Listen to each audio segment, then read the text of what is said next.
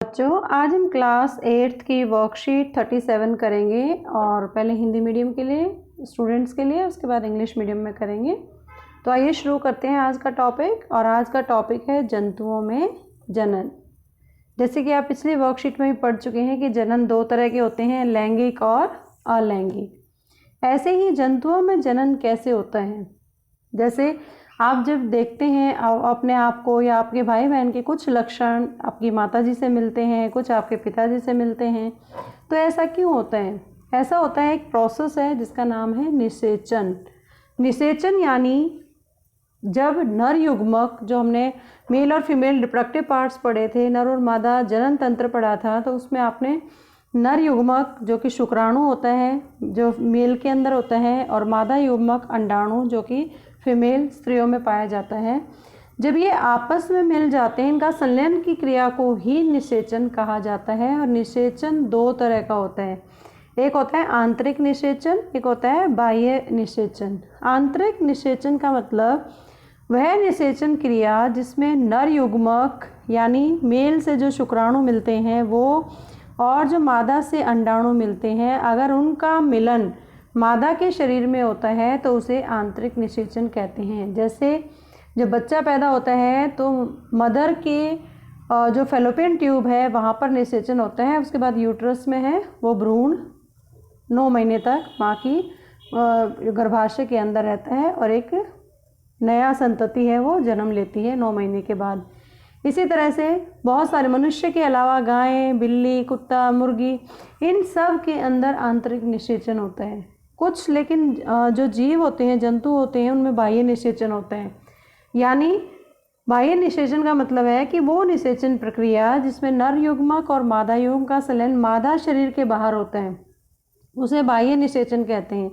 जैसे मेंढक, मछली, टोंड, ये क्या करते हैं, ये पानी के ऊपर एग दे देते हैं, जैसे कि इसमें दिखा रखा है। मादा ने शुक्राणु छोड़ता है नर और अंडाणु देती है मादा, और ये दोनों के दोनों पानी के अंदर ही छोड़ देते हैं। तो इस प्रक्रम में नर और मादा एक साथ पानी में आते हैं। जो मादा सैकड़ों अंडे देती है, जो कि एक जेली की परत से एक साथ और सुरक्षित रहते हैं। जैसे ही मादा अंडे देती है, उसी समय जो नर है उन पर शुक्राणु छोड़ देता है। प्रत्येक शुक्राणु अपनी पूंछ की मदद से इधर उधर तैरते हैं।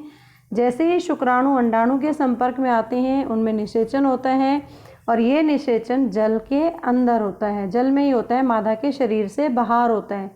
इसलिए जितने भी जलीय जंतु हैं उन सब में बाह्य निषेचन होता है। और इस तरीके से नई मछली, नया टोंड, नए तरह के अलग अलग जीव हैं, वो मेंढक है, इन सब के अंदर बाह्य निषेचन पाया जाता है या होता है।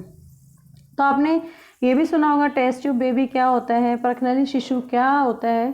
परखनली शिशु का मतलब क्या है कि जैसे कुछ स्त्रियों में जो अंडवाहिनी होती है वो अवरुद्ध होती है, वो रुक जाती है। ऐसी स्त्रियां क्या होती हैं, वो शिशु उत्पन्न करने में असमर्थ होती हैं, उनके बच्चा पैदा नहीं कर सकती, क्योंकि निषेचन के लिए जो शुक्राणु है उसका जो मार्ग है वो रोकने के कारण अंडाणु तक नहीं पहुँच पाते। तो ऐसी स्थिति में डॉक्टर क्या करते हैं, जो अंडाणु और शुक्राणु इकट्ठे करके उसको उचित माध्यम में, जितना माहौल एक बच्चे को गर्भाशय में मिलता है, फैलोपियन ट्यूब में मिलता है निषेचन के दौरान, उसी माध्यम में कुछ घंटों के लिए एक साथ रखते हैं उनको, जिसे IVF कहा जाता है। इसकी फुल फॉर्म पता होनी चाहिए, इन विट्रो निषेचन, इन विट्रो फर्टिलाइजेशन कहा जाता है इंग्लिश में इसको, जिसमें बाह्य कृत्रिम निषेचन होता है। अगर निषेचन हो जाता है तो जो युग्मनज बनते हैं वो लगभग 1 हफ्ते तक विकसित किए जाते हैं, जिसके पश्चात उसे माता के गर्भाशय में स्थापित कर दिया जाता है। माता के गर्भाशय में पूर्ण विकास होता है बच्चे का, और शिशु का जन्म सामान्य शिशु की तरह होता है। और इस तकनीक के द्वारा जन्मे शिशु को परखनली शिशु कहते हैं। और यह एक मिथ्या है कि शिशु का विकास परखनली में होता है। यहाँ पे परखनली नहीं, बिल्कुल जैसे नॉर्मल बच्चा होता है वैसे ही होता है। सिर्फ फर्क निषेचन का होता है कि जैसे मेंढक में जल के अंदर ही निषेचन होता है, मादा के अंदर नहीं होता, लेकिन मनुष्य के अंदर, गाय, भैंस, बकरी, इन सब के अंदर गर्भाशय में शिशु पलता है। तो इसी तरह कृत्रिम जो ये इन विट्रो फर्टिलाइजेशन है, इसके द्वारा शिशु को एक तरह से गर्भाशय में स्थापित किया जाता है और वो एक नॉर्मल शिशु की तरह जन्म लेता है। तो इन प्रश्नों के आधार पर आपको जो वर्कशीट है इसमें बहुत सारे प्रश्न ऐसे दे रखे हैं जो हमने अभी भी बातें की सारे की, इन सब को अपनी नोटबुक में करें और अच्छे से इसको पढ़ें दोबारा से.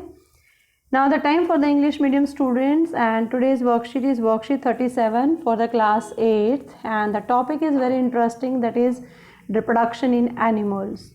As you know, there are the two types of the reproduction, one is sexual and other is asexual reproduction, but in animals only sexual reproduction is going on because both parents are required for the reproduction of young ones. So you know that we and our siblings get some characteristics from mother and some get characteristics from their father. Why does this happen? So let us understand the process of fertilization through which these similarities found in the siblings. What is fertilization? As you have seen that in the male reproductive part, sperm is the reproductive cell and egg is the reproductive cell in the female organs. So in fertilization, it is the process of fusion of male gametes, means sperm, from the father, and the female gamete means ovum or egg from the mother. So this process is called fertilization, and fertilization are of the two types, one is internal, other is external. As the name suggests, the fertilization in which fusion of male gametes and female gamete takes place inside the human body is called internal fertilization. For example, in human, cow, hen, dog and cat. Now in external fertilization, this type of the fertilization occurs due to the fusion of female or the male gametes outside the female body, not inside the body but outside the female, just like this fish is called external fertilization. For example, it occurs in frog, fish, starfish and toads. So in this case, the female lays hundreds of eggs on the water and a layer of jelly holds the eggs together and provide protection to the eggs. As the eggs are laid, the male deposits sperm over them. Each sperm swims randomly in the water with the help of its long tail, and the sperms come in contact with the eggs, and the result is fertilization. Here the fertilization takes place in the water outside the female body, and this type of the fertilization generally takes place in the aquatic animals. Now the one more technique is also taking place in the human, and nowadays it's very popular. Some parents are not able to bear the babies because of the sperm cannot reach the eggs of fertilization for fertilization, and due to this blocking, you have also due to this blocking they cannot reach the egg, and in this situation doctors collect freshly released egg and the sperm from the parents and keep them together for the few hours, and this process is called IVF, means in vitro fertilization, and it also taking place outside the body, not the female body but outside the body. And in case fertilization occurs, then the zygote is allowed to develop for about a week, and then it is placed in the mother's uterus. So you will know more about this in the higher classes, but this is only the one part given in the 8th class. And the complete development of the baby takes place in the mother's uterus, and baby is born like any other baby.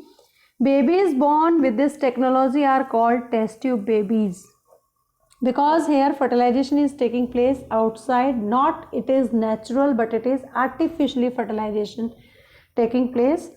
And there is misconception here about this, test tube babies are grown in test tube. No, these are not grown in the test tube, they are given the environment so that zygote is formed and zygote is placed inside the uterus of the mother.